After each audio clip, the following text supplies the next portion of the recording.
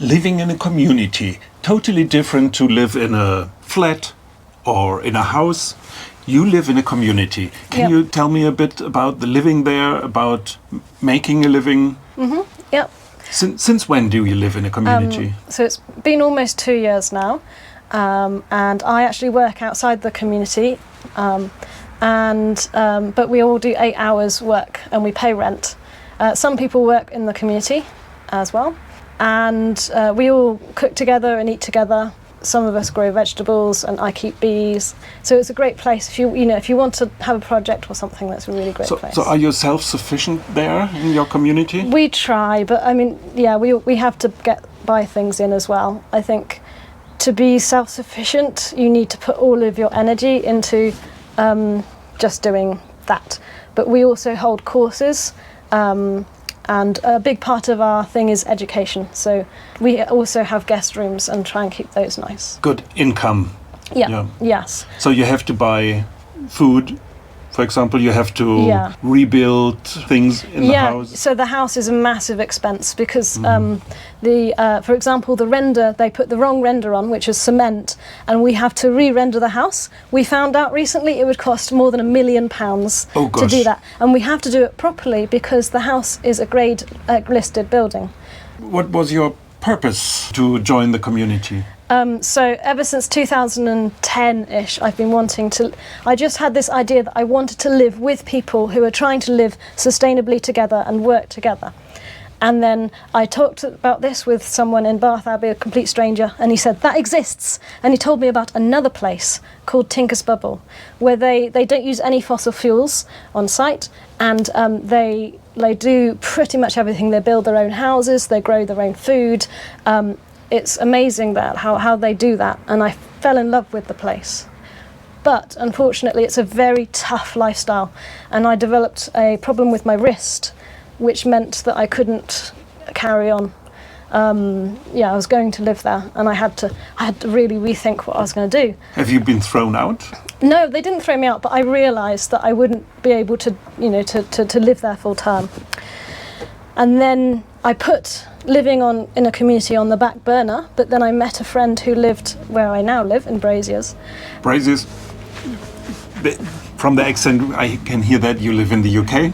Yeah. Braziers Park. It's near? It's near Reading and Oxford, so between those two cities. So west from London? Yeah. And you love it there now? So I discovered, yes, I can live on a community and be doing a lot of amazing things while still, looking after my body in the way that I need. Yep. And I work outside the community, so it's a good mix. Can you recommend it to other people to live in a community? I think living in a community isn't for everybody.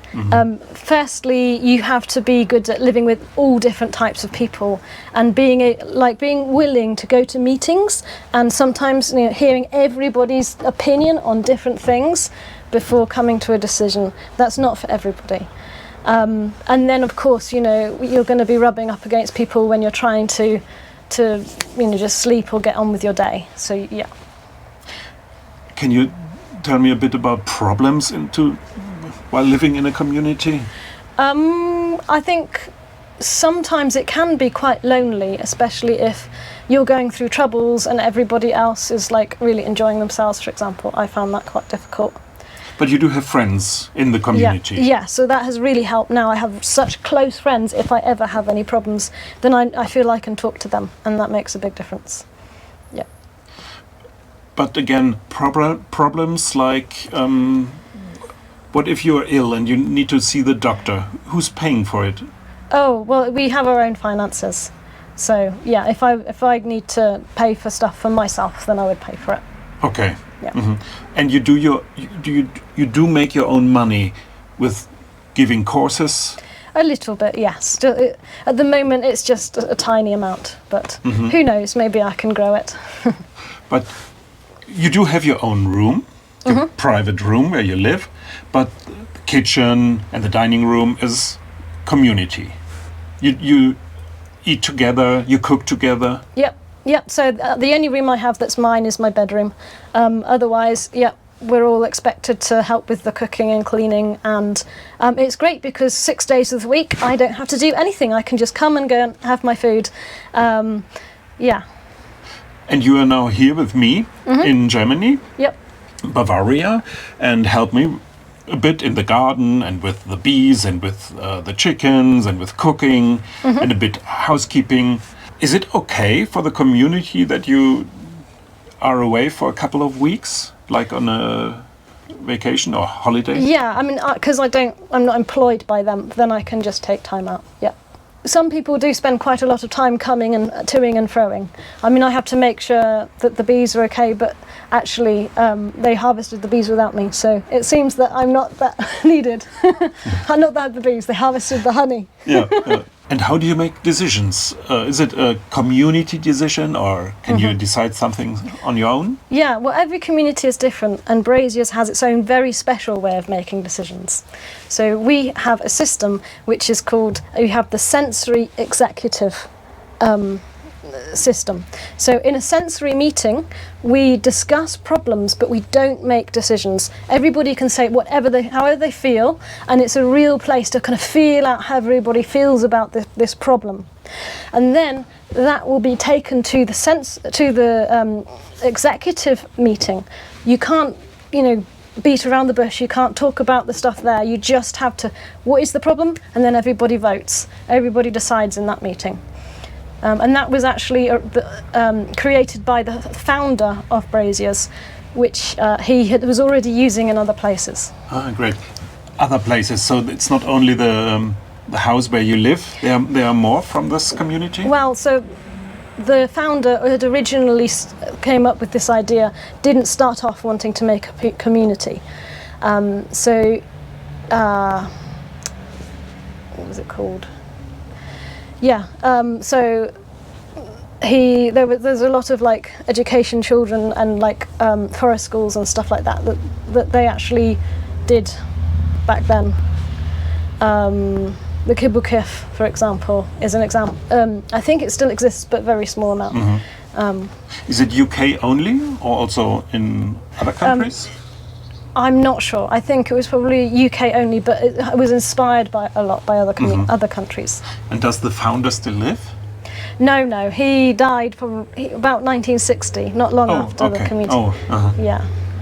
So, and you enjoy living there?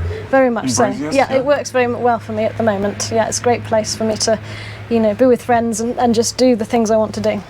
Yeah. What kind of work do you have there? What are you doing? So my two main things probably are wildlife. So I monitor the wildlife, and I've got a big spreadsheet of all the stuff each month. Oh. And then I also do the bees a bit. That's a small thing. And then I do wool spinning. I do dyeing. courses. And I'm learning to dye. Yes. One day I want to create a dyeing spot where I have lots of pans and I can just go and dye my things. Yeah. And you showed me a picture of a tool you made by yourself out of flintstone. Yep. Can you tell me, what have you done with it? So we had a volunteer come who knew all about that sort of stuff, and he taught us how to knap with flint. Do you do that in Germany? Yeah. Yeah? Yeah, in the Stone Age. Yes, in England also, but... But we don't have that typical stone, the right, flint the stone. flint. You have to use other Yeah, things. but we have similar stones, yeah. Yeah. So and that flake came off of what I was making, and it was so sharp I could use it to skin a deer. And where does the deer come from? The deer was shot by a farmer, and the farmer didn't. The farmer just goes and shoots them all because they're such a problem. Oh, you have too much. We have too many deer.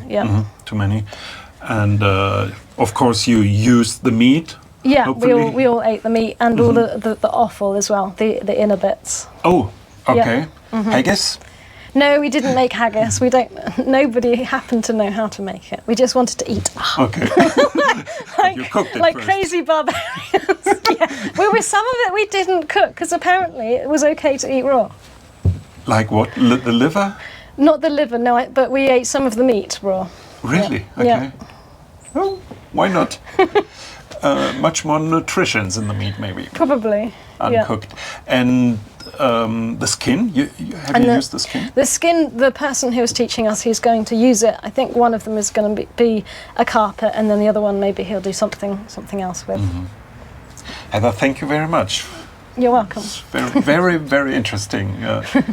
And we have this in Germany too, living in a community, but I think it's not that popular as in the UK. I'm not sure, because I have a book that has lots of communities in Germany. Yeah. If you have any questions about living in a community, please feel free to leave a comment, and maybe you can have a look at them. And when there are special questions I can't answer, maybe you can. Yep, sure. Great, thank you. Okay. Bye bye. Cool.